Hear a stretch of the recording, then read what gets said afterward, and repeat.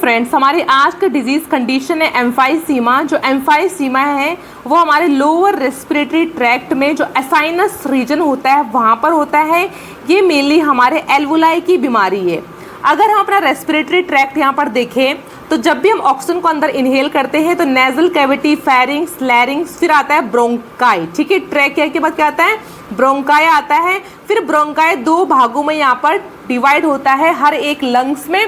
फिर ये bronchi again primary, secondary, tertiary bronchioles में अंदर लंग्स के भी बिल्कुल डीप इनसाइड जाते हैं। ठीक है, फिर लास्ट में छोटी छोटी और भी अन्य ट्यूब्स आती हैं जिन्हें हम टर्मिनल ब्रोंक्यूल्स बोलते हैं। और ये बहुत छोटी छोटी ब्रांचेस में यहाँ पर ब्रोंकाई अंदर और भी भागों में यहाँ पर डिवाइड हो जाता है।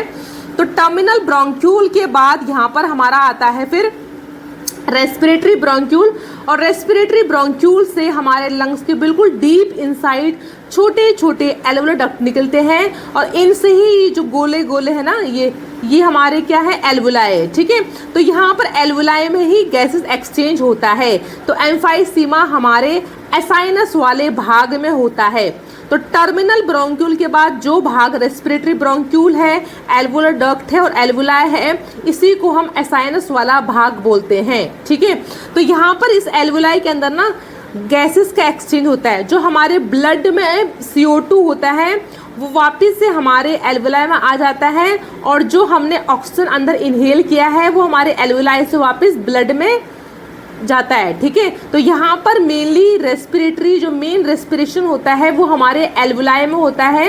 एल्वुलाई हमारे ग्रेप लाइक स्ट्रक्चर होते हैं, हमारे लंग्स के बिल्कुल अंदर छोटे छोटे ग्रेप लाइक स्ट्रक्चर होते हैं, इन्हीं को हम एल्वुलाई बोलते हैं। तो जो एम्फाइसीमा है वो हमारे लोअर रेस्पिरेटरी ट्रैक्ट की एसाइनस वाले भाग की बीमारी है। किस भाग की? एसाइनस।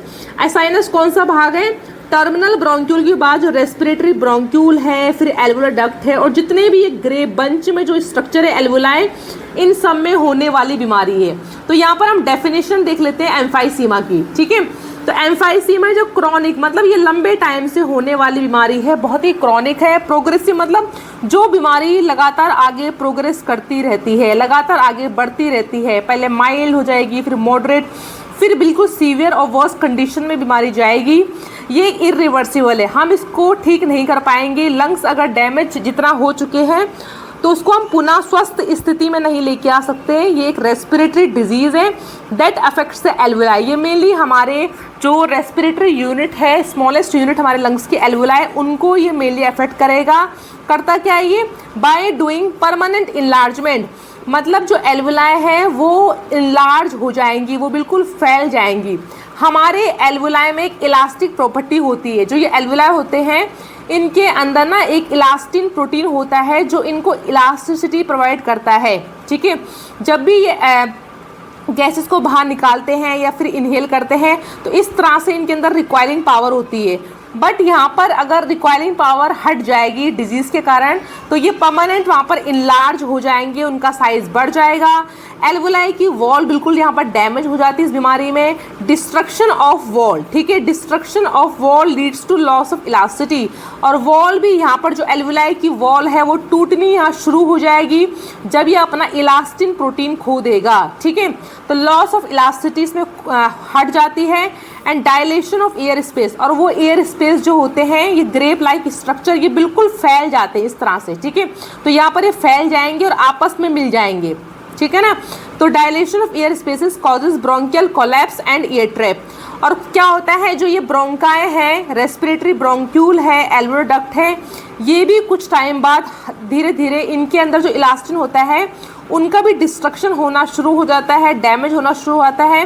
तो सारे एल्वुलाई आपस में कोलैप्स होना शुरू हो जाएंगे। ठीक है, सारे एल्वुलाई अंदर कोलैप्स हो जाएंगे, ढंग से अपना काम नहीं करेंगे रेस्पिरेशन का, और इसके अंदर CO2 गैस अंदर फंस जाएगी। ठीक है, तो यहाँ पर एयर ट्रैप होनी शुरू हो जाती है और धीरे धीरे जो ये रेस्पिरेटरी ब्रोंक्यूल होता है, एल्वुलर डक्ट होता है, ये भी आपस में कोलैप्स हो जाता है। ठीक है ना, तो यहाँ पर इसकी थी डेफिनेशन एम्फाइसीमा। जो हमारा ये एम्फाइसीमा है ये हमारे एसाइनस वाले भाग में मेनली होता है। मेनली कहाँ पर होता है? हमारे एल्वुलाई में होता है। क्यों? क्योंकि एल्वोलाई अपनी इलास्टिसिटी की प्रॉपर्टियाँ खो देती है, एल्वोलाई डैमेज हो जाती है, वहाँ पर डिस्ट्रक्शन हो जाता है। ये एक क्रॉनिक वाली बीमारी है जो लगातार आगे बढ़ती रहती है और इसको ठीक कर पाना बहुत ही मुश्किल है। अब देख लेते हैं हम यहाँ पर इसके टाइप्स, ठीक है। तो यहाँ पर मेनली जो एल्वोलाई है इसको 4 भागों में यहाँ पर बांट लेते हैं, ठीक है। तो टाइप्स ऑफ एल्वोलाई पहले हम देख लेते हैं सेंट्रीलोबुलर एम्फाइसीमा क्या होता है, ठीक है। तो सेंट्रीलोबुलर एम्फाइसीमा तो मेनली ये हमारे सेंटर वाले भाग में होता है, जैसा कि इसका नाम है सेंट्रीलोबुलर। तो मैंने आपसे बताया था कि जब टर्मिनल ब्रोंक्यूल ये जब ब्रोंकाई है ये अंदर बहुत छोटी छोटी और भी ब्रांचेस से बढ़ जाता है, प्राइमरी सेकेंडरी टर्शियरी ब्रोंकाई, और फिर लास्ट में हमारे लंग्स की बिल्कुल डीप इनसाइड टर्मिनल ब्रोंक्यूल्स आता है। उसके अंदर भी छोटी छोटी और भी ट्यूब्स निकली होती है जिन्हें रेस्पिरेटरी ब्रोंक्यूल बोलते हैं, फिर एल्वोलाई डक्ट बोलते हैं। तो यहाँ पर ये बता रखा है कि टर्मिनल ब्रोंक्यूल के बाद जो भाग होता है, ठीक है, टर्मिनल ब्रोंक्यूल के बाद जो भाग होता है रेस्पिरेटरी ब्रोंक्यूल, एल्वोलाई डक्ट और हमारे एल्वोलाई, इसी को हम एसाइनस वाला भाग बोलते हैं। तो अब देखिए ये ब्राउन वाला दिखा रखा है मैंने यहाँ पर टर्मिनल ब्रोंक्यूल, हमारे लंग्स की बिल्कुल अंदर छोटी छोटी ब्रांचेस है। फिर यहाँ पर ये रेस्पिरेटरी ब्रोंक्यूल है, फिर एल्वोलाई डक्ट है, और यहाँ पर ये क्या है, रेड में एल्वोलाई है। तो ये सेंट्रीलोबुलर एम्फाइसीमा मेनली हमारे सेंटर वाले भाग में होता है। तो ये हमारे रेस्पिरेटरी ब्रोंक्यूल में मेन होता है, ठीक है। तो इसमें हमारे रेस्पिरेटरी ब्रोंक्यूल डैमेज होना शुरू हो जाएंगे, डिस्ट्रक्शन इसमें हो जाएगा। ये मोस्ट कॉमन सबसे अधिक जो पेशेंट होते हैं वो हमारे पास सेंट्रीलोबुलर एम्फाइसीमा के ही आते हैं, और सबसे जो मुख्य कारण है सेंट्रीलोबुलर एम्फाइसीमा का, और एम्फाइसीमा का जो मुख्य कारण है वो क्या है, हैवी स्मोकिंग। जो लोग बहुत अधिक सिगरेट वगैरह पीते हैं, स्मोकिंग करते हैं, उनमें अधिक होता है। और सेंट्रीलोबुलर एम्फाइसीमा हमारे लंग्स के ऊपर वाले भाग को ही क्या करता है, डैमेज करता है। तो मेनली ये हमारे लंग्स के ऊपर वाले भाग के जो एल्वोलाई होते हैं, जो एसाइनस रीजन होता है, उसको डैमेज करता है। तो यहाँ पर हमारा राइट लंग के 2 लोब होते हैं, लेफ्ट लंग के 3 लोब होते हैं। तो आप देख सकते हो ये हमारे ऊपर वाले लंग्स के भाग को क्या कर देगा, डैमेज, और यहाँ पर डिस्ट्रक्शन होता है। तो ये हमारे कहाँ होता है, रेस्पिरेटरी ब्रोंक्यूल में होता है सेंट्रीलोबुलर एम्फाइसीमा। दूसरा हम आते हैं पैनलोबुलर एम्फाइसीमा में। तो जिस तरह से इसका नाम है पैनलोबुलर, मतलब ये हमारे पूरे ही रीजन में हो जाएगा। टर्मिनल ब्रोंक्यूल के बाद जो भी भाग होता है, रेस्पिरेटरी ब्रोंक्यूल, एल्वोलाई डक्ट और हमारे एल्वोलाई, इसको आप इस तरह से याद कर सकते हो। पैन मतलब पैनकेक। अगर आप हल्का सा पैनकेक टेस्ट करते हो तो आपको पूरा ही पैनकेक खाने का मन करता है। तो उसी तरह से यहाँ पर ये टर्मिनल ब्रोंक्यूल के पूरे ही भाग में हो जाएगा, पूरे ही रीजन में यहाँ पर ये एम्फाइसीमा फैल चुका है। तो ये हमारे रेस्पिरेटरी ब्रोंक्यूल में भी होता है, हमारे एल्वोलाई डक्ट में भी होता है, और हमारे एल्वोलाई, मतलब ये हमारे पूरे के पूरे कहाँ हो रहा है, एसाइनस वाले भाग में पूरा ये हो जाता है, ठीक है। ये इक्वली डिस्ट्रीब्यूटेड होता है, मतलब हर एक भाग में बराबर से हो रखा। आप देख सकते हो हर एक भाग में इन्फ्लामेशन है, डैमेज है, डिस्ट्रक्शन है। ये मेनली इसका मेन कारण है जिन लोगों के अंदर अल्फा-1 एंटीट्रिप्सिन की डेफिशिएंसी होती है, जिनका लिवर अल्फा-1 एंटीट्रिप्सिन को नहीं बना पाता। ये एंजाइम बहुत ज़रूरी होता है क्योंकि ये हमारे लंग्स में जो प्रोटीन होता है उसके डिस्ट्रक्शन को ये रोकता है। तो जिन लोगों में आनुवंशिक होता है, हेरिडिटरी कंडीशन होती है, उनका लिवर ढंग से अल्फा-1 एंटीट्रिप्सिन को नहीं बना पाता। तो इसका कॉजेटिव फैक्टर क्या है, हेरिडिटरी जेनेटिक फैक्टर है। जो लोग जिनका लिवर अल्फा-1 एंटीट्रिप्सिन को नहीं बना पाता। लोअर लंग लोब, और ये हमारे लंग्स के नीचे वाले भाग में होता है। कहाँ होता है, हमारे लंग्स के नीचे वाले भाग में ये मेनली होता है, ठीक है। नेक्स्ट देखते हैं इसमें हम पैरासेप्टल एम्फाइसीमा। पैरासेप्टल, ठीक है, ये हमारे डिस्टिल मतलब पीछे वाले भाग में होगा, डिस्टिल, ठीक है। साइड में सबसे लास्ट में क्या आता है, हमारा एल्वोलाई आता है, और हमारा क्या आता है, एल्वोलाई डक्ट, ठीक है। तो ये हमारे टर्मिनल ब्रोंक्यूल में नहीं होता है, रेस्पिरेटरी ब्रोंक्यूल में नहीं होता है, ये हमारे एल्वोलाई डक्ट और हमारे एल्वोलाई में हो जाता है। तो यहाँ पर सारी एल्वोलाई यहाँ फैल चुकी है और आपस में मिल गई, ठीक है। सारी एल्वोलाई यहाँ पर डिस्ट्रक्ट हो चुकी है और फैल चुकी है, ठीक है। तो ये हमारे डिस्टल स्ट्रक्चर में होगा। ये लोअर लोब इन प्लूरा और लोब्यूल्स, ये हमारे लंग्स के लोब्यूल्स के अंदर, या फिर जो हमारे लंग्स को जो आउटर कवरिंग होती है प्लूरा, ये उसमें उसको डैमेज करना शुरू कर देता है। तो ये हमारे लंग्स के नीचे वाले लोब में होता है, नीचे वाले भाग में होता है, और हमारे प्लूरा में ये होता है mainly near fibrosis and scarring. जहाँ पर भी फाइब्रोसिस एंड स्कारिंग होता है, ठीक है, हार्डनेस वगैरह लंग्स में स्कारिंग वगैरह जहाँ होगा वहाँ पर पैरासेप्टल एम्फाइसीमा देखा गया है। और अगर इसको हम डायग्नोस करेंगे, इसको हम कैसे पहचानेंगे? पेशेंट के डायग्नोसिस में लंग्स में यहाँ पर सिस्ट बने होंगे, ठीक है, वहाँ पर क्या होंगे? छोटे छोटे सिस्ट और फाइब्रोसिस हमको मिल जाएंगे। इसका डायग्नोस करने का तरीका है पैरासेप्टल एम्फाइसीमा का। नेक्स्ट आता है इर्रेगुलर। जैसे इसका नाम है, मतलब कहीं भी हो जाएगा, ये इर्रेगुलर तरीके से हो जाएगा। तो इर्रेगुलरली इन्वॉल्व, ये कहीं भी हो जाएगा। एसिम्प्टोमेटिक, इसका सिम्टम पेशेंट में देखने को नहीं मिलता है और ये बहुत ही कम होता है। तो कई बार ये रेस्पिरेटरी ब्रोंक्यूल में हो जाएगा, कई बार ये एल्वुलर डक्ट में भी हो जाएगा, और कई बार ये हमारे एल्वुलाई में भी हो जाएगा। तो इधर के एल्वुलाई सही है, इधर के एल्वुलाई खराब हो चुके हैं, तो ये किसी भी जगह हो जाता है। इसका नाम है इर्रेगुलर एम्फाइसीमा, और पेशेंट में इसमें कोई भी सिम्टम्स देखने को नहीं मिलते। नेक्स्ट हम बात करते हैं एम्फाइसीमा के कॉजेज एंड रिस्क फैक्टर। पहला है सिगरेट स्मोकिंग। सबसे मुख्य कारण, मेन जो कॉज है वो है सिगरेट स्मोकिंग, जो लोग बहुत अधिक सिगरेट वगैरह पीते हैं। सेकेंड हैंड स्मोकिंग, मतलब पैसिव स्मोकर, ये है एक्टिव स्मोकर। जो लोग सिगरेट पीते हैं उनको बोलते हैं एक्टिव स्मोकर, और जो लोग उस व्यक्ति के आसपास होते हैं और उसका धुआं वगैरह इनहेल करते हैं उन्हें बोलते हैं हम पैसिव स्मोकर। तो सेकेंड हैंड स्मोक वाले लोगों में भी होता है, जो उसके आसपास रहते हैं, ठीक है, जो सिगरेट पीता है। नेक्स्ट है ऑक्यूपेशनल एक्सपोजर। अगर आपका काम जो करते हो ऑक्यूपेशनल, मतलब ऐसी जगह आपका काम पड़ता है जैसे कि डस्ट हो गया है, सीमेंट की भट्टी हो गई है, रेत हो गया है, या फैक्ट्री हो गई, केमिकल फैक्ट्री, तो वहाँ भी एम्फाइसीमा होने के चांसेस बढ़ जाते हैं। फिर एयर एंड व्हीकल पॉल्यूशन। आजकल पॉल्यूशन बहुत हो रहा है, बहुत अधिक पॉल्यूशन में रहने से, डस्ट में, धुआं में, जो लेडीज़ गांव में चूल्हे में काम करती हैं रूरल एरियाज़ में, ठीक है, या फिर जहां बहुत अधिक धूल मिट्टी धुआं है वहां भी ये अधिक होता है। अल्फा-1 एंटीट्रिप्सिन डेफिशिएंसी, किसी को आनुवांशिक है, जेनेटिक है, उसके पेरेंट्स में, उसके ग्रैंड पेरेंट्स से पहले अल्फा-1 एंटीट्रिप्सिन की डेफिशिएंसी रही है, तब भी ये होगा, क्योंकि अल्फा-1 एंटीट्रिप्सिन हमारे लंग्स के प्रोटीन को डैमेज और डिस्ट्रक्शन होने से बचाता है। इसलिए इस वाले एंजाइम का होना बहुत ज़रूरी है, जो कि हमारा लीवर सीक्रेट करता है। फिर एजिंग, धीरे धीरे एज के साथ साथ हमारी बॉडी भी अन्य बीमारियों से घिर जाती है, धीरे धीरे हमारे अंदर के इंटरनल ऑर्गन से फंक्शन करना कम कर देते हैं, ठीक है। फिर हम देखते हैं इसकी पैथोफिजियोलॉजी, किस तरह से ये डिजीज़ आगे फैलती है, इसकी पैथोफिजियोलॉजी क्या है, ठीक है। तो जो भी हमने इसके भी कारण पढ़े थे, स्मोकिंग और एयर पोल्यूशन, जो लोग बहुत अधिक स्मोकिंग करते हैं, या फिर कोई भी कारण है, कोई व्यक्ति बहुत टाइम से एयर पोल्यूशन में रहता है जहाँ पर बहुत ही ज़्यादा एयर पोल्यूशन है, ठीक है, या फिर किसी व्यक्ति के अंदर अल्फा-1 एंटीट्रिप्सिन की डेफिशिएंसी है, उसका लिवर अल्फा-1 एंटीट्रिप्सिन एंजाइम नहीं बना पा रहा। अब क्या होगा, देखो स्मोकिंग से क्या होता है, स्मोकिंग जैसी पेशेंट करता है या व्यक्ति करता है, उसके अंदर निकोटिन होता है, ठीक है। स्मोकिंग के अंदर एक हार्मफुल केमिकल होता है निकोटिन, वो क्या करता है, इन्फ्लामेशन करेगा, डैमेज करेगा हमारी एयरवेज को, ठीक है। जैसे ही व्यक्ति स्मोक करेगा, बहुत लंबे टाइम से स्मोक कर रहा है, तो वो धीरे धीरे हमारी जो एयरवे होती है उसको, उसमें इन्फ्लामेशन करना शुरू कर देगा, उसमें इरिटेशन करना शुरू कर देगा, और हमारी एयरवे की एपिथेलियम वॉल को डैमेज और करना शुरू कर देगा, ठीक है। फिर क्या होगा, जैसे हमारी बॉडी में बाहर से कोई भी पैथोजन आता है, ठीक है, तो हमारी बॉडी कुछ ना कुछ अपना रिएक्शन देती है। तो यहाँ पर हमारा इम्यून जो सेल होगा वो अपने न्यूट्रोफिल और माइक्रोफेजेस उस जगह पे आने शुरू हो जाएंगी, ठीक है। तो यहाँ पर हमारे WBC सेल्स और ल्यूकोसाइट्स वगैरह वहाँ पर आना शुरू हो जाते हैं, न्यूट्रोफिल्स, माइक्रोफेजेस, साइटोकाइंस, WBCs, ठीक है। तो बाहर से क्या था पैथोजन, बाहर से था स्मोकिंग, निकोटीन था बाहर से, ठीक है। तो वहाँ पर निकोटीन ने इन्फ्लामेशन और डैमेज किया, तो हमारी बॉडी का रिस्पॉन्स आया, वहाँ पर बहुत सारे WBCs जैसे कि न्यूट्रोफिल, माइक्रोफेजेस और बहुत सारे साइटोकाइंस, प्रोटीन्स वगैरह वहाँ निकलना शुरू हो जाते हैं, ठीक है।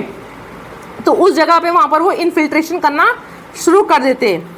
अब क्या होगा, होता क्या है कि जो न्यूट्रोफिल्स होते हैं वो मेनली क्या निकालता है, प्रोटीज निकालता है, ठीक है। जब भी वो क्या करता है, प्रोटीज निकालता है, इस प्रोसेस में जब भी बाहर के पैथोजन और हमारी बॉडी की WBCs आपस में फाइट करती है, तो वहाँ पर न्यूट्रोफिल्स क्या निकालना शुरू कर देता है, प्रोटीज निकालना शुरू कर देता है। और यही प्रोटीज बहुत ही हार्मफुल होता है। इसका नाम तो प्रोटीन से आता है, ठीक है, इसका नाम तो प्रोटीन से आ रहा है, प्रोटीज, बट ये क्या करता है, हमारे लंग्स के इलास्टिक टिश्यू को डैमेज करना शुरू कर देगा। हमारा जो एल्वुलाई है, हमारा रेस्पिरेटरी ब्रोंक्यूल है, हमारा एल्वुलर डक्ट है, जितना भी हमारा एसाइनस वाला भाग है उसके इलास्टिक टिश्यू को डैमेज करना शुरू कर देगा। ठीक है, हमारे एल्वुलाई के अंदर ना एक इलास्टिक पावर होती है। ठीक है, जब भी ब्लड में से ऑक्सीजन ब्लड में जाता है और CO2 वापस एल्वुलाई में आता है तो ये एल्वुलाई क्या करती है, खुलती है, बंद होती है। मतलब इनके अंदर एक इलास्टिक प्रॉपर्टी होती है, गैसेस एक्सचेंज के लिए इनके अंदर एक इलास्टिक प्रॉपर्टी होती है। बट यहाँ पर इस न्यूट्रोफिल ने प्रोटीजेस निकाला बहुत ही ज़्यादा अमाउंट में, जिससे कि क्या हो गया, वहाँ पर इलास्टिक टिश्यू डैमेज होना शुरू हो चुके हैं। अब जो एल्वुलाई और जो हमारा एल्वुलर डक्ट था, इसके अंदर जब इलास्टिन ही नहीं रहेगा तो यहाँ पर ये डैमेज हो जाएगा, यहाँ पर इसकी वॉल का डिस्ट्रक्शन होना शुरू हो जाएगा, इसकी वॉल टूटनी शुरू हो जाएगी। फिर यहाँ पर मैक्रोफेजेस क्या निकालते हैं, मैक्रोफेजेस यहाँ पर मेटलोप्रोटीनेजेस निकालते हैं।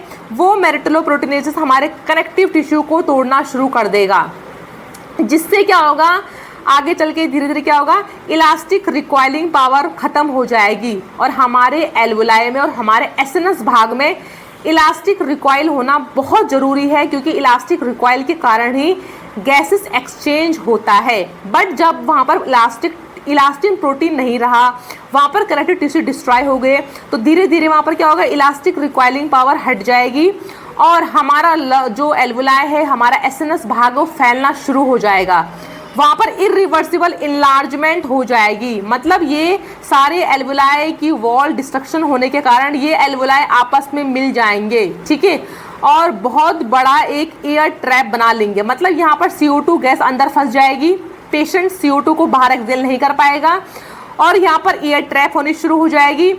ठीक है, और ये एक इरिवर्सिबल इनलार्जमेंट है, मतलब जितना बड़ा ये फैल चुका है इसको हम ठीक नहीं कर पाएंगे, जिसकी वजह से एयरवे में ऑब्स्ट्रक्शन होगा। अब क्योंकि एल्वुलाई आपस में मिलती है तो साथ में एल्वुलर डक्ट और जो है रेस्पिरेटरी ब्रोंक्यूल है ना, ये भी कोलैप्स हो जाते हैं। मतलब ये आपस में चिपकना शुरू कर देते हैं, इनका कोलैप्सन होना शुरू हो जाता है और ये पूरा एल्वुलर डक्ट और रेस्पिरेटरी ब्रोंक्यूल भी डिस्ट्रॉय होकर आपस में चिपक जाते हैं, आपस में मिल जाते हैं, जिसकी वजह से अंदर कोई ऑक्सीजन नहीं आ पाएगा और जो CO2 यहाँ फंस चुकी है वो भी बाहर नहीं जा पाएगी। यहाँ पर अब एयरवे का आना बंद हो जाएगा और CO2 को बाहर जाना बंद हो जाएगा। ठीक है, तो यहाँ पर क्या होगा, एयरवे ऑब्स्ट्रक्शन स्टार्ट हो जाएगी और रिड्यूस लंग सरफेस एरिया। ठीक है, अब ढंग से जो भाग खराब हो चुके हैं वो ढंग से गैसेस एक्सचेंज नहीं कर पाएगी, लंग्स का सरफेस एरिया हट जाएगा। इसी को हम क्या बोलते हैं, एम्फाइसीमा बोलते हैं। अब यहाँ पर हम देख लेते हैं जिन लोगों में अल्फा-1 एंटीट्रिप्सिन की डेफिशिएंसी होती है उससे क्या होता है। ठीक है, अगर किसी का लिवर अल्फा-1 एंटीट्रिप्सिन को नहीं बना पा रहा है तो उससे क्या होगा, इनहिबिशन ऑफ अल्फा-1 एंटीट्रिप्सिन। ठीक है, तो एक तो कारण क्या है, जो स्मोकिंग होता है ना, स्मोकिंग में जो टोबैको होता है और निकोटिन होता है वो अल्फा-1 एंटीट्रिप्सिन को बनने से रोकता है। ठीक है ना, वो अल्फा-1 एंटीट्रिप्सिन को ढंग से लिवर में सिंथेसाइज नहीं होने देता, क्योंकि स्मोकिंग के अंदर निकोटिन तो होता ही होता है, स्मोकिंग के अंदर प्रोटीजेस भी बहुत होता है और टोबैको केमिकल प्रोटीजेस सब होता है। तो वो सब क्या करते हैं, इनहिबिशन, रोक देते हैं अल्फा-1 एंटीट्रिप्सिन के फॉर्मेशन को, बंद कर देते हैं। ठीक है, अब क्या होगा, अगर अल्फा-1 एंटीट्रिप्सिन नहीं बन पाएगा तो ये अल्फा-1 एंटीट्रिप्सिन का काम क्या है, प्रोटीज एंजाइम के डिस्ट्रक्शन को रोकना। अब यहाँ पर इम्बैलेंस हो जाएगा। ठीक है, प्रोटीजेस और एंटी प्रोटीजेस का इम्बैलेंस। अल्फा-1 एंटीट्रिप्सिन को हम क्या बोलते हैं, एंटी प्रोटीज बोलते हैं। अगर एंटी प्रोटीज सिंथेसाइज नहीं होगा, किसका नाम है एंटी प्रोटीज, अल्फा-1 एंटीट्रिप्सिन का नाम क्या है, एंटी प्रोटीज है। तो अगर ये लीवर में नहीं बनेगा तो इसकी मात्रा कम हो जाएगी और जो सिगरेट पी रहा है, स्मोकिंग कर रहा है, उसके अंदर ऑलरेडी प्रोटीजेस बहुत बन रहे हैं, ऊपर से हमारे न्यूट्रोफिल और माइक्रोफेजेस भी बहुत सारा प्रोटीज निकाल रहे हैं, तो इस प्रोटीज का अमाउंट बढ़ जाएगा। तो यहाँ पर इम्बैलेंस हो गया, एंटी प्रोटीज घट गया है और प्रोटीज बढ़ चुका है और ये प्रोटीज बहुत हार्मफुल होता है, यही डिस्ट्रक्शन कॉज करता है हमारे लंग्स में। ठीक है, तो यहाँ पर इम्बैलेंस हो जाएगा, जिसकी वजह से एल्वुलर वॉल में डिस्ट्रक्शन हो जाएगा और पेशेंट क्या करेगा, एम्फाइसीमा से ग्रस्त हो जाएगा। ठीक है, यहाँ पर sign and symptoms of emphysema. तो एम्फाइसीमा के साइन एंड सिम्टम्स को यहाँ दो भागों में बांटा है। पहला है माइनर सिम्टम, पेशेंट में छोटे मोटे सिम्टम्स स्टार्टिंग फेज में माइल्ड कंडीशन में कैसे देखने को मिलेंगे। यहाँ पेशेंट को माइल्ड कफ, हल्की फुल्की यहाँ पेशेंट को स्टार्टिंग फेज में खांसी रहेगी, पेशेंट को यहाँ dyspnoea, shortness of breath condition feel होगी। जिस टाइम पेशेंट रेस्ट कर रहा है, लेटा हुआ है या बैठा हुआ है, उस टाइम पे उसको shortness of breath condition feel नहीं होगी। बट जब पेशेंट अपना काम कर रहा है या फिर एक्सरसाइज कर रहा है, फिजिकल एक्टिविटी कर रहा है, उस टाइम पेशेंट को यहाँ पर शॉर्टनेस ऑफ ब्रेथ फील होना स्टार्ट हो जाएगा। विजिंग, हल्की हल्की पेशेंट की जो आवाज़ है चेस्ट से, वो सीटी वाली आवाज़ आनी स्टार्ट हो जाएगी। Whistling sound from the chest, ठीक है, उसके चेस्ट से जैसे सीटी वाली आवाज़ है वो आनी शुरू हो जाएगी। जिस टाइम वो सांस को बाहर छोड़ेगा, एक्सेल करेगा। Decrease exercise tolerance, minor symptom में पेशेंट का क्या होगा कि वो जो एक्सरसाइज कर रहा है वो अच्छे से एक्सरसाइज परफॉर्म नहीं कर पाएगा, क्योंकि उसको शॉर्टनेस ऑफ ब्रेथ कंडीशन यहाँ फील होगी, उसको ढंग से सांस वगैरह नहीं आएगी, तो उसकी एक्सरसाइज टॉलरेंस पावर भी डिक्रीज होनी शुरू हो जाएगी। Coughing of clear sputum, starting phase में जो पेशेंट का स्पुटम निकलता है वो बिल्कुल क्लियर निकलेगा। जब वो खांसी करता है तो साथ में स्पुटम निकलना शुरू हो जाएगा, बट वो कैसा होगा, क्लियर होगा। नेक्स्ट है यहाँ पर मॉर्निंग कफ, माइनर सिम्टम पेशेंट को यहाँ शुरुआती फेज में मॉर्निंग के टाइम पे ही खांसी रहेगी। फिर है मेजर सिम्टम, अगर डिजीज़ बिल्कुल मॉडरेट कंडीशन में या बहुत ही आगे वर्स्ट या वेरी खतरनाक कंडीशन आगे बढ़ जाती है तो कौन से सिम्टम है, increase shortness of breath, dyspnoea, यहाँ पेशेंट को डिस्निया कंडीशन अगेन फील होगी। बट यहाँ पर पेशेंट अगर रेस्ट कर रहा है या फिर बैठा हुआ है या फिर लेटा हुआ है, उस टाइम पर भी उसको क्या होगा, शॉर्टनेस ऑफ ब्रेथ फील होगी। क्रॉनिक कफ विथ म्यूकस, यहाँ पेशेंट को लगातार खांसी बनी रहेगी, साथ में म्यूकस और बलगम निकलना शुरू हो जाएगा। वीजिंग, अब जो सीटी वाली आवाज़ है वो तेज़ आनी शुरू हो जाएगी। जिस टाइम वो बाहर CO2 को एक्सेल कर रहा है, उस टाइम पे उसके लंग से सीटी वाली आवाज़ शुरू हो जाएगी, ठीक है, आनी शुरू हो जाएगी, जो पेशेंट को भी सुनाई देगी। किस कंडीशन में, जब डिजीज़ बहुत ही खतरनाक हो जाएगी। इंक्रीज रेस्पिरेटरी रेट, अब पेशेंट सांस को जल्दी जल्दी खींचने की कोशिश करेगा, उसको टैकीपीनिया की कंडीशन यहाँ हो जाएगी, क्योंकि उसकी बॉडी में ऑक्सीजन कम पहुँच रहा है ब्लड में, तो फटाफट से रेस्पिरेटरी रेट को बढ़ा देगा, ठीक है। नॉर्मल रेस्पिरेटरी रेट 16 से 20 ब्रेथ पर मिनट होता है, यहाँ पेशेंट उससे अधिक सांस लेने की कोशिश करेगा। बैरल चेस्ट, अगर हम पेशेंट का चेस्ट को देखते हैं तो वो कुछ बैरल शेप में होगा। बैरल पुराने टाइम में एक बर्तन होता था, वुडन इस टाइप का बर्तन, जिसमें लोग पानी वगैरह भरते थे। तो पेशेंट का जो चेस्ट है ना, उसका जो शेप है वो बैरल शेप में हो जाएगा। उसका एंटीरियर और पोस्टीरियर डायमीटर चेस्ट का बढ़ जाएगा, क्योंकि जो हमारे एल्वुलाई है उसके अंदर CO2 ट्रैप हो जाएगी, गैसेस वगैरह ट्रैप हो जाएंगे और यहाँ पर एक बुल्लाई का फॉर्मेशन बना लेंगे, ठीक है। यहाँ पर एयर वगैरह ट्रैप हो जाएगी, जिसकी वजह से एंटीरियर पोस्टीरियर डायमीटर चेस्ट का बढ़ जाएगा और वो कुछ इस तरह से बैरल शेप में नज़र आएगा। फिर है यूज़ ऑफ एक्सेसरी मसल्स, अब पेशेंट को सांस अंदर लेनी है और सांस को बाहर छोड़ना है, तो उसमें पेशेंट को बहुत दिक्कत होती है, इसलिए वो अपनी बॉडी की अन्य जो मसल्स है उनका यूज़ करना शुरू कर देगा, जैसे कि नेक की मसल से, चेस्ट की मसल से और एब्डोमेन की मसल से वो पूरी सांस को बाहर खींचना, मतलब इनहेल करना शुरू कर देगा, अपनी बाकी मसल्स को भी सांस को खींचने में लगा देगा। फैटिग, यहाँ पेशेंट को थकावट वगैरह फील होनी शुरू हो जाएगी, बॉडी बिल्कुल वीक पड़ जाएगी और धीरे धीरे पेशेंट में यहाँ पर वेट लॉस की कंडीशन, जब सीवियर फॉर्म में एम्फाइसीमा जाता है तो पेशेंट का जो वेट लॉस है वो बहुत ही खतरनाक रूप से आगे आता है, ठीक है। पेशेंट को वेट लॉस की कंडीशन हो जाती है। चॉकिंग सेंसेशन, यहाँ पर पेशेंट के ऐसा लगता है गले में कुछ फंस गया है, क्योंकि ऑक्सीजन अंदर नहीं आ पा रही है, CO2 बाहर नहीं जा पा रहा है, जिसकी वजह से पेशेंट को गले में लगेगा कि उसके गले में कुछ फंस गया है। साइनोसिस, जब ये डिजीज़ एम्फाइसीमा बिल्कुल वर्स्ट कंडीशन में जाएगी, उस टाइम पेशेंट के अंदर ब्लूइश डिस्कलरेशन देखने को मिलेगा, उसके लिप्स में, उसके फिंगर में और उसके पैर के टोज़ में, ठीक है। तो वहाँ पर नीला पड़ना शुरू हो जाएगा, जब ब्लड में सीवियर फॉर्म में हाइपोक्सिमिया हो जाएगा, ऑक्सीजन नहीं पहुँचेगा, तो उसके हाथ में, पैर में और लिप्स में ब्लूइश डिस्कलरेशन देखने को मिलेगा। और अगर लंग्स फेल हो जाएंगे तो धीरे धीरे राइट साइड का हार्ट भी फेल हो जाएगा, जिसकी वजह से राइट साइड का हार्ट काम नहीं करेगा और पेशेंट का हार्ट फेल होना स्टार्ट हो जाएगा और उसके हाथ पैरों में भी स्वेलिंग आनी शुरू हो जाएगी। इस डिजीज़ को हम कैसे डायग्नोस करेंगे, पहला यहाँ पर हेल्थ हिस्ट्री, पेशेंट की जो हेल्थ हिस्ट्री है पास्ट की प्रेजेंट की वो कलेक्ट करेंगे। उससे पूछेंगे कि आपको पहले पास्ट में कोई सर्जरी हुई है या आप पहले कोई स्मोकिंग करते हो, आपका ऑक्यूपेशन क्या है, आप कोई भट्टी वगैरह में पॉल्यूटेड एरिया में काम करते हो कि नहीं करते हो, आपकी फैमिली में किसी को जेनेटिक में कोई बीमारी रही है लंग्स या हार्ट की। प्रेजेंट में पूछेंगे पेशेंट से कि आप सिगरेट वगैरह पीते हो या फिर किसी को इलनेस आपकी फैमिली में, आपकी कौन सी सर्जरी हुई है। नेक्स्ट यहाँ पर फिजिकल एग्जामिनेशन, उसका हेड टू टो पूरा एग्जामिनेशन करेंगे। उसके रेस्पिरेटरी रेट को यहाँ पर उसके रेस्पिरेटरी रेट, रिदम और डेप्थ को हम जांचेंगे। उसके पूरे वाइटल साइंस को यहाँ पर चेक करना है और साइनोसिस की कंडीशन पेशेंट में देखनी है और पेशेंट के साइन एंड सिम्टम्स भी पता करना है। पूरा यहाँ पर आपको सब्जेक्टिव और ऑब्जेक्टिव डाटा कलेक्ट करना है। फिर है चेस्ट एक्सरे। स्टार्टिंग अगर पेशेंट की जो डिजीज़ कंडीशन माइनर फेस में है, ठीक है, तो उस टाइम पे चेस्ट एक्सरे इतना क्लियर शो नहीं होगा। बट अगर डिजीज़ बहुत ही खतरनाक रूप ले चुकी है, बहुत ही भयानक रूप ले चुकी है, तो उस टाइम पे चेस्ट एक्सरे में लंग्स की कंडीशन शो हो जाएगी। इसके अलावा हम पेशेंट में क्या कर सकते हैं, CT scan, computerise tomography scan करा सकते हैं या फिर मैग्नेटिक रेजोनेंस इमेजिंग करा सकते हैं, जिसमें कि अच्छी क्वालिटी में HD फॉर्म में जो इमेजेस है लंग्स या हार्ट की वो आ जाती है और हमको क्लियर इमेजेस डायफ्राम की, लंग्स की बिल्कुल क्लियर फॉर्म में यहाँ पर शो हो जाएगी। पल्स ऑक्सीमीटर एक डिवाइस होता है जिसको हम पेशेंट के इंडेक्स फिंगर में पहना देते हैं ताकि हम पार्शियल प्रेशर जो है ऑक्सीजन का, सैचुरेशन कितना है ऑक्सीजन का ब्लड में वो देख सके, उसका पल्स वगैरह चेक कर सके, उसका BP वगैरह देख सके। ठीक है, तो सैचुरेशन ऑफ ऑक्सीजन कितना है ब्लड में उसकी जांच करने के लिए पल्स ऑक्सीमीटर पेशेंट के इंडेक्स फिंगर में पहना देंगे।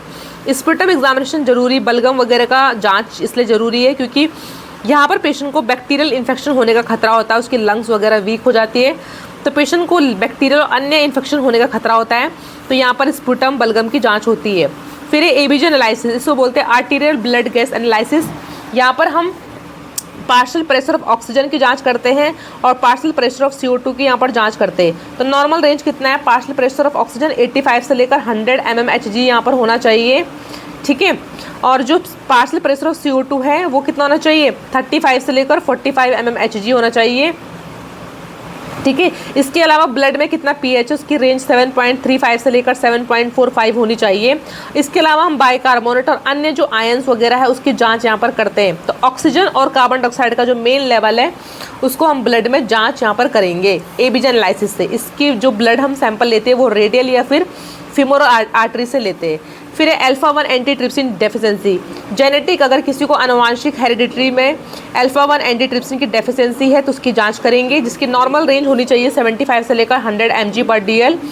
पेशेंट का ब्लड टेस्ट इसलिए ज़रूरी है कि माइक्रो ऑर्गेनिजम्स तो नहीं है, कोई बैक्टीरिया तो नहीं है।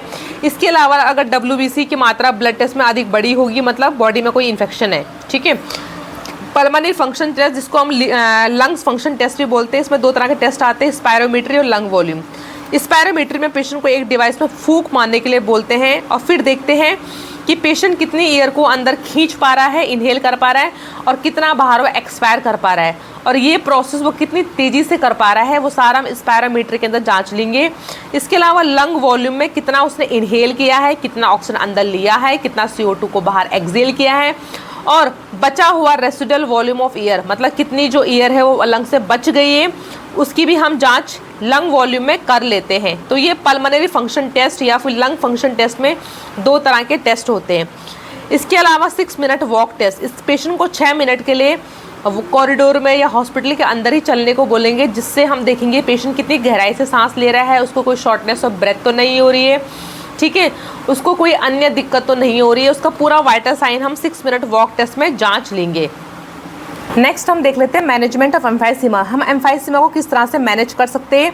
तो यहाँ पर 2 तरह के मैनेजमेंट है। पहला है नॉन मेडिकल मैनेजमेंट, बिना दवाइयों के, फिर है यहाँ पर मेडिकल मैनेजमेंट। ठीक है, तो पहले हम पढ़ लेते हैं नॉन मेडिकल मैनेजमेंट, बिना दवाइयों के किस तरह से यहाँ पर हम एम्फाइसीमा को ठीक कर सकते हैं। बट यहाँ पर एम्फाइसीमा पूरी तरह से ठीक नहीं हो सकता, हम सिर्फ पेशेंट के साइन एंड सिम्टम्स को ही यहाँ पर ट्रीट कर सकते हैं, क्योंकि एम्फाइसीमा एक इरिवर्सिबल डिजीज़ कंडीशन है कि लंग्स जितने ख़राब हो चुके हैं उनको हम पुनः स्वस्थ अच्छी स्थिति में वापस नहीं लेके आ सकते, बट यहाँ पेशेंट के हम साइन एंड सिम्टम्स कम कर सकते हैं। तो पहला यहाँ पर नॉन मेडिकल मैनेजमेंट, उसमें क्या है, क्विट स्मोकिंग। पेशेंट को कंसल्ट कराएंगे, उसको समझाएंगे कि आपको स्मोकिंग छोड़नी पड़ेगी, सिसेशन ऑफ स्मोकिंग बंद करना होगा। ठीक है। यहाँ पर बहुत तरह के कंसल्टेशन प्रोग्राम्स होते हैं, टीचिंग प्रोग्राम्स होते हैं। पेशेंट को कुछ ऐसे गम्स या फिर च्युइंगम्स या फिर ऐसे पैचेस वगैरह लगते हैं जिसकी वजह से पेशेंट को कम सिगरेट पीने का मन करता है, ठीक है। तो पेशेंट को यहाँ पर स्मोकिंग बंद करने के लिए बोलेंगे। दूसरा है अवॉइड रेस्पिरेटरी इरिटेंट्स, ऐसे पॉल्यूशन, ऐसे केमिकल डस्ट, फ्यूम डस्ट वगैरह जिससे पेशेंट को रेस्पिरेटरी सिस्टम में दिक्कत होती है, उनसे हम पेशेंट को दूर रहने के लिए बोलेंगे। नेक्स्ट है ऑक्सीजन थेरेपी। अगर पेशेंट को सांस की बहुत दिक्कत हो रही है तो यहाँ पर हम पेशेंट को नेज़ल कैनुला या फिर ऑक्सीजन मास्क या फिर पेशेंट को पोर्टेबल ऑक्सीजन डिवाइस दे सकते हैं। फिर है पल्मोनरी रिहैबिलिटेशन। ये एक strategical form of rehabilitation programme है लंग्स में, जिसमें क्या होता है डॉक्टर, नर्सिस, साइकोलॉजिस्ट, ठीक है, और लंग थेरेपिस्ट वगैरह होते हैं और न्यूट्रिशियस डाइटिशियंस वगैरह यहाँ पर होते हैं। वो सारे यहाँ पर पेशेंट को कंप्लीट पैकेज देते हैं लंग्स को स्वस्थ करने के लिए। पेशेंट को यहाँ पर मेडिटेशन सिखाते हैं, उसको लंग्स की हेल्थ के बारे में जानकारी देते हैं, उसको अच्छी न्यूट्रिशियस यहाँ डाइट देते हैं, उसको साइकोलॉजिकल सपोर्ट यहाँ मिलता है और बहुत तरह की उसको यहाँ पर ब्रीथिंग टेक्निक वगैरह सिखाते हैं। तो ये complete strategical form of programme है लंग्स को स्वस्थ करने के लिए। फिर है न्यूट्रिशन मैनेजमेंट। क्योंकि यहाँ पेशेंट का वेट लॉस बहुत सीवियर होता है तो पेशेंट को अच्छी न्यूट्रिशियस डाइट देना बहुत ज़रूरी है, जिसमें high calorie, high protein diet होनी चाहिए। पेशेंट को बोलेंगे खूब सारा पानी पीना है, क्योंकि पानी पीने से बलगम वगैरह पतला हो जाएगा और इजीली बाहर निकल सकता है। पेशेंट को फ्रीक्वेंटली यहाँ डाइट वगैरह देनी है, बट स्मॉल अमाउंट में उसको डाइट वगैरह देनी है, क्योंकि अगर ज़्यादा हम पेशेंट को भर के खाना दे देंगे तो उससे स्टमक के द्वारा डायफ्राम दब जाएगा और पेशेंट को दिक्कत हो सकती है। इन्वायरमेंटल कंट्रोल, ऐसे पॉल्यूटेड एरियाज़, ऐसे केमिकल फ्यूम ऑक्यूपेशनल एरियाज़ जिससे पेशेंट को दिक्कत होती है, वहाँ से पेशेंट को दूर रहने के लिए बोलना है, ठीक है। फिर यहाँ पर चेस्ट परकशन, इस तरह से हाथ को बना देते हैं और पेशेंट को चेस्ट में थपकी देते हैं, ठीक है, ताकि उसके चेस्ट में वाइब्रेशन हो। उस वाइब्रेशन के दौरान क्या होता है, जो बलगम जमता है, स्पुटम जमता है, वो ईजिली बाहर निकल जाता है, पेशेंट को बहुत यहाँ रिलीफ मिलता है। इसको चेस्ट फिजियोथेरेपी भी हम बोलते हैं। फिर है पोस्टल ड्रेनेज, पेशेंट को कोई ऐसी सुविधाजनक पोजीशन प्रोवाइड करना जिससे उसका बलगम वगैरह, फैलम वगैरह ईजिली बाहर निकल सके। अब पढ़ते हैं यहाँ पर हम मेडिकल मैनेजमेंट। ये कौन सा मैनेजमेंट है, इसको हम बोलते हैं मेडिकल मैनेजमेंट, ठीक है। तो यहाँ पर मैंने लिखा नहीं है ये, तो पेशेंट को किस तरह से यहाँ पर हम मेडिसिन के द्वारा उसको ट्रीट कर सकते हैं। तो यहाँ पर मेडिकल मैनेजमेंट में कैसे करेंगे हम, पहला हम देंगे ब्रोंकोडायलेटर्स। ब्रोंकोडायलेटर्स का नाम ही आ रहा है, मतलब ये ब्रोंक्यूस के डायमीटर को बढ़ा देगा। अगर कोई ब्रोंक्यूस नैरो हो चुके हैं तो उनके डायमीटर को खोल देगा ताकि अंदर अच्छे से ऑक्सीजन जा सके और बाहर CO2 ईजिली निकल सके, ठीक है। तो ब्रोंकस के डायमीटर को ये बढ़ा देगा। इसमें बहुत तरह की ड्रग्स आती है। पहली है शॉर्ट एक्टिंग, इनका नाम ही है शॉर्ट एक्टिंग। ये अपना एक्शन तुरंत दिखाती है बट पेशेंट को कम टाइम के लिए रिलीफ देती है। अपना एक्शन 5 मिनट में दिखा देती है बट पेशेंट को बहुत ही कम टाइम के लिए रिलीफ देती है। एग्जाम्पल एल्बिट्रॉल। नेक्स्ट है लॉन्ग एक्टिंग।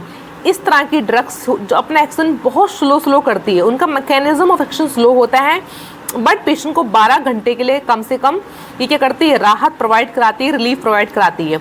एग्जाम्पल साल्मेट्रोल। इसके अंदर और आता है एंटीक्लोनेरेजिक्स, इसमें भी शॉर्ट एक्टिंग और लॉन्ग एक्टिंग होता है।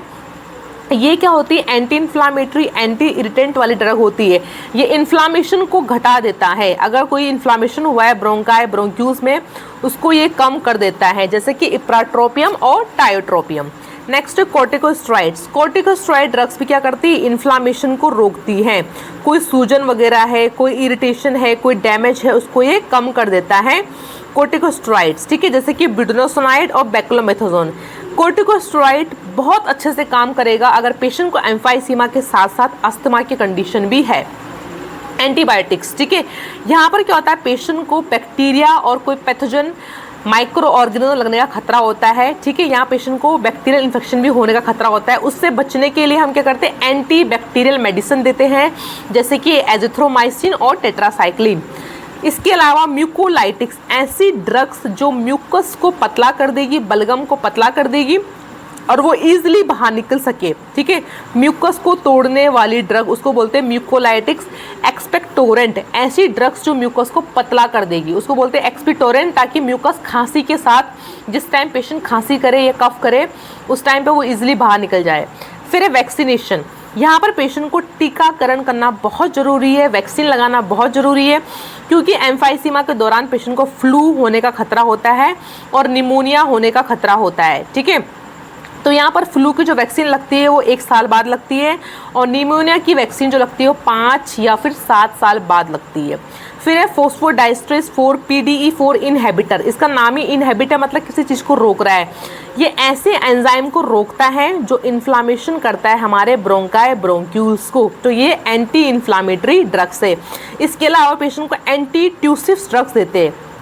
वो क्या करता है, एंटी ट्यूसिव ड्रग क्या करता है, पेशेंट को खांसी आने से थोड़ा रोकता है, मतलब उसके जो माइंड सेट है उसको, जो ब्रेन है उसको डिप्रेस कर देता है। बट एंटी ट्यूसिव ड्रग को हमको बिल्कुल ओवरडोज में नहीं देना है, बिल्कुल सोच समझ के देना है। इसके अलावा अगर मेडिसिन ढंग से काम नहीं करती तो पेशेंट को यहाँ पर मैकेनिकल वेंटिलेटर भी लगाया जाता है। अब पढ़ते हैं इसके सर्जरी। तो कौन कौन सी सर्जरी यहाँ परफॉर्म करते हैं। पहले ये बुल्लेक्टोमी, जो बड़े बड़े एल्वुलाई में एयर ट्रैप हो जाती है लंग्स के अंदर, जिसके अंदर CO2 फंस जाती है और जो एल्वुलाई बिल्कुल भी फंक्शन नहीं करती है, सिर्फ वहाँ पर जगह घेरती है और हेल्दी एल्वुलाई को ढंग से काम नहीं करने देती, उन खराब वाले एल्वुलाई को, उन बुल्लाई को यहाँ से हम हटा देते हैं। जो एल्वुलाई आपस में चिपक जाती है, उनकी वॉल आपस में खराब हो जाती है और जो एक बड़े से बुल्लाई का फॉर्मेशन ले लेती है, उस बुल्लाई को यहाँ से हम रिमूव कर देंगे ताकि जो हेल्दी वाले एल्वुलाई हैं उनको जगह मिल सके, वो अच्छे से एक्सपेंशन और रिकॉइलिंग प्रॉपर्टी कर सके, अच्छे से गैसेस एक्सचेंज हो पाए। तो इसलिए हम खराब वाले बुल्लाई को यहाँ से हटा देते हैं। दूसरी surgery lung volume reduction surgery, मतलब लंग्स का जो वॉल्यूम है उसको हमने रिड्यूस कर दिया, कम कर दिया। ये सर्जरी मेनली लंग्स के ऊपर वाले लोब में की जाती है, ठीक है। राइट लंग में 3 लोब होते हैं, लेफ्ट लंग में 2 लोब होते हैं। तो मेनली जो ऊपर वाला लोब है उसको यहाँ पर अगर वो खराब हो चुका है तो उसको यहाँ पर कट करके रिमूव कर देंगे ताकि जो नीचे का लोब है वो अच्छे से एक्सपेंड हो सके, अच्छे से फंक्शन कर सके। फिर एंडोब्रोंकियल वॉल्व, यहाँ पर हम जो खराब वाला ब्रोंकाई ब्रोंक्यूस एल्वुलर डक्ट है वहाँ पर हम क्या करेंगे, एक वॉल्व को लगा देंगे। अगर यहाँ पर खराब वाले एल्वुलाई है जिन्होंने बुल्लाई फॉर्मेशन कर चुकी है और यहाँ पर हेल्दी एल्वुलाई है, ठीक है, तो हम क्या करेंगे, जो खराब वाले एल्वुलाई है उसके सामने एक वॉल्व लगा देंगे। इसे बोलते हैं 1 वे वॉल्व, मतलब ये वॉल्व सिर्फ एक ही डायरेक्शन में काम करेगा। जो पेशेंट ऑक्सीजन इनहेल करेगा वो ऑक्सीजन स्वस्थ वाले एल्वुलाई में जाएगी, बट जो खराब वाले एल्वुलाई है उसके अंदर वो ऑक्सीजन नहीं जाएगा। बट यहाँ पर जो गैस वगैरह फंसी हुई है या फिर जो स्पुटम बलगम फंसा हुआ है वो यहाँ से बाहर एक्सक्रीट हो जाएगा, बट यहाँ खराब वाली जगह में ऑक्सीजन नहीं जाएगा। तो इस तरह से 2 से लेकर 5 वॉल्व हम पेशेंट में लगा सकते हैं। लंग ट्रांसप्लांटेशन एक लास्ट सर्जरी है। अगर कोई भी सर्जरी काम नहीं आती है, पेशेंट के लंग्स बिल्कुल भी काम नहीं कर रहे हैं, तो यहाँ पर हम एक लंग को या फिर दोनों ही लंग को पेशेंट से रिमूव कर देते हैं किसी डोनर से, ठीक है, अगर कोई पेशेंट को लंग्स प्रोवाइड कर रहा है। बट ये कॉम्प्लेक्स सर्जरी है, इसको होने में टाइम लगता है। Nursing management, as a nurse आप किस तरह से पेशेंट की हेल्प कर सकते हो। मॉनिटर रेस्पिरेटरी रेट, आप पेशेंट का रेस्पिरेटरी रेट चेक कर सकते हो, रिदम लगातार चेक कर सकते हो, कितना पेशेंट सांस को खींचने में और बाहर छोड़ने में एफर्ट लगा रहा है। इसके अलावा कितनी गहराई से वो सांस ले रहा है उसकी डेप्थ वगैरह चेक कर सकते हो। पेशेंट को कोई डिस्निया कंडीशन तो नहीं है, शॉर्टनेस ऑफ ब्रेथ तो नहीं है, साइनोसिस तो पेशेंट में नहीं हो रहा है। इसके अलावा वाइटल साइंस भी आप चेक कर सकते हो। मेंटेन सैचुरेशन रेट, पेशेंट का ऑक्सीजन सैचुरेशन रेट मेंटेन करना बहुत ज़रूरी है। यहाँ पर आप ऑक्सीजन सैचुरेशन रेट को पल्स ऑक्सीमीटर वाले डिवाइस से चेक कर सकते हो। अगर पेशेंट को ऑक्सीजन की दिक्कत हो रही है तो नेजल कैनुला, ऑक्सीजन मास्क या फिर पोर्टेबल ऑक्सीजन डिवाइस आप पेशेंट को लगा सकते हो। Watch for respiratory infection, patient में कोई अन्य रेस्पिरेटरी इन्फेक्शन तो नहीं हो रहा है, इसकी जांच आप पेशेंट के स्पुटम से कर सकते हो कि उसका बलगम जो आ रहा है उसका कलर तो चेंज नहीं हो रहा, उसकी कंसिस्टेंसी कितनी है, कितने फ्रिक्वेंटली पेशेंट यहाँ कफ वगैरह कर रहा है। टीच ब्रीथिंग टेक्निक, अच्छी ब्रीथिंग टेक्निक यहाँ पेशेंट को आप सिखा सकते हो कि आपको डायफ्रामेटिक ब्रीथिंग कैसे करनी है, ठीक है, किस तरह से आप पर्स्ड लिप ब्रीथिंग कर सकते हो, लिप्स को प्रेस करते हुए बाहर आराम से CO2 को एक्सेल कर सकते हो। तो पेशेंट को यहाँ पर पर्स्ड लिप ब्रीथिंग या फिर डायफ्रामेटिक ब्रीथिंग टेक्निक आप सिखा सकते हो। प्रोवाइड उसको अच्छी पोजीशन प्रोवाइड करना। अगर पेशेंट को सांस लेने में दिक्कत हो रही है तो उसको आप फॉवलर पोजीशन या फिर सिटिंग पोजीशन प्रोवाइड कर सकते हो, जिससे उसके लंग्स अच्छे से एक्सपेंड हो सके और वो इजीली इनहेलेशन एक्सहेलेशन कर सके। अच्छी न्यूट्रिशियस डाइट पेशेंट को देना है। उसकी डाइट स्मॉल होनी चाहिए बट फ्रीक्वेंटली पेशेंट को डाइट देनी है। खूब सारा पानी भी देना है, पानी से बलगम पतला हो जाएगा और ईजिली बाहर निकल जाएगा।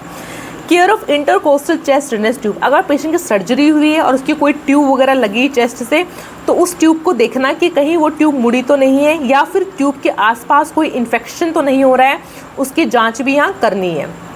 ऑस्कल्टेड लंग साउंड। स्टेथोस्कोप से पेशेंट के लंग के साउंड को चेक करना कि कोई सीटी की आवाज़ या क्रैकलिंग साउंड तो लंग से नहीं आ रही है।